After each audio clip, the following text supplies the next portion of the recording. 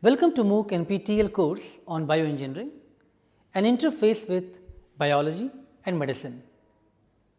Today we will discuss some examples of Mendelian genetics. You will see how many human traits follow Mendelian patterns of inheritance, but how these patterns are often more complex than just predicted by simple Mendelian genetics. So, there are many examples of Mendelian genetics which we can study, and I must say that the Mendelian rules, Mendelian laws were made based on the pea plants with very limited conditions. So, we had one gene, two alleles, and we are talking about two genes and four alleles kind of properties. But many times when we talk about human characteristics, things are much more complicated, much more complex, and that time the characteristics are governed from many genes, polygenic in nature. So, it may not be always true that every inheritance pattern is going to follow Mendelian's law.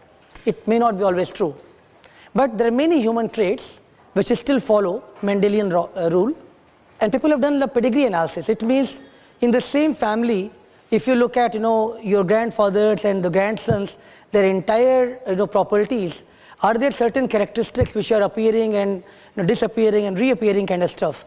So that is a pedigree analysis when you are looking at a family history for a particular trait, and then you are assembling that information and trying to derive some sort of family tree or pedigree information from those traits.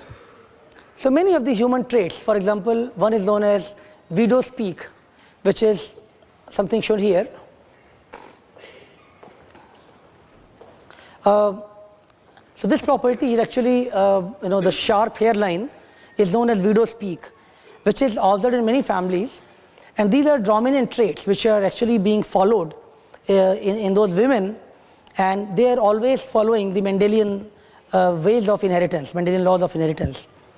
There are certain characteristics, like if you look at the earlobe, in this case here, so this is attached earlobe or this is a free earlobe, you will see some variations like this. And then these are some of the recessive characteristics which are also found in some family, and they also obey Mendelian laws of inheritance. So, but as I mentioned, the inheritance patterns are sometimes very complex. They are not as simple as just looking at a pea plant and one gene at a time. They are governed from many genes and many complex information. Those are polygenic in nature. So Mendel in some way was actually lucky, because he was only looking at one thing at a time, and then he derived his conclusions based on those relationship between genotype and phenotype. Ideally is not as simple as just looking at their one genetic content. So I'll show you a couple of examples where the dominant and recessive things may not be exactly following the same trend. So when we have the Mendelian kind of inheritance of complete dominance and recessive, that is known as complete dominant characteristics. Sometimes we have incomplete dominance, the phenotype of F1 hybrids. They are somewhere in between the phenotypes of the two parental phenotypes. Or the codominance, it means there are two dominant alleles, they are resulting into a third property which is not exactly same like any parents. So those are codominant allele or codominant properties. Are some of these dominant alleles, they are for a particular characteristics always more common than the recessive alleles. People have also looked at some of the frequency of dominant alleles. In this case, look at the hand.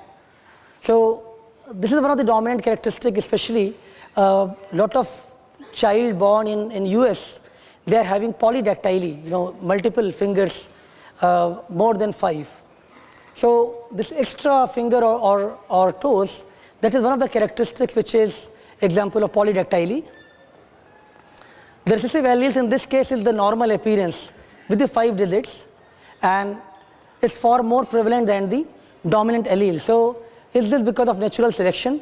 I think some of these we will discuss in the context of evolution, but just wanted to highlight that there are many variations in the human population available where one could start thinking about genetic principles. And some of these things one could think about at the single gene level, and some of those are derived at the multiple gene level.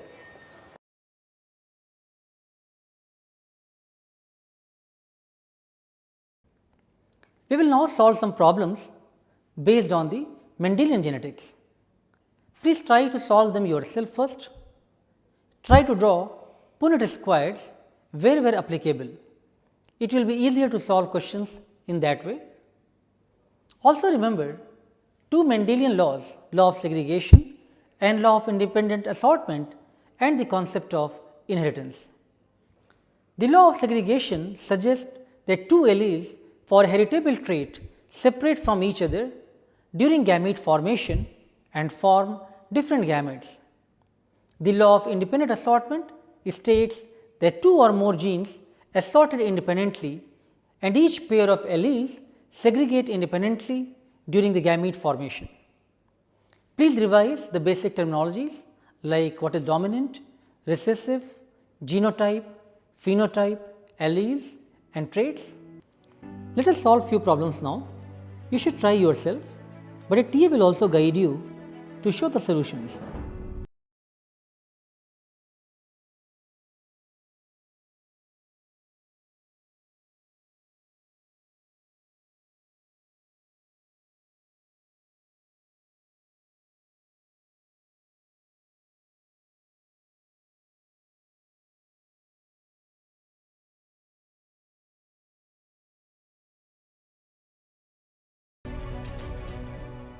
Which of the following represents a test?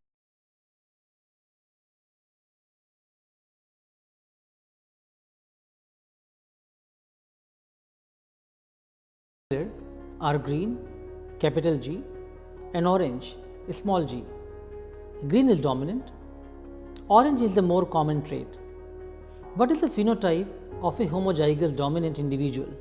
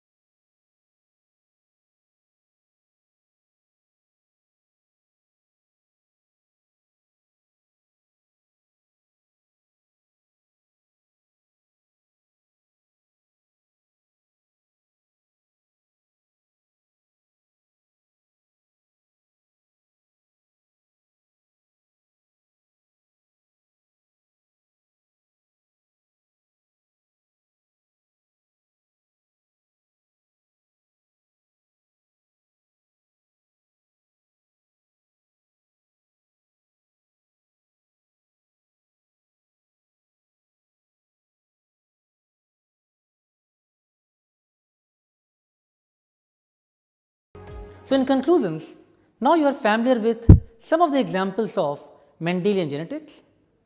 In the next lecture, we will discuss some deviations from Mendelian genetics, where you will understand that not everything in the world follows Mendelian rules.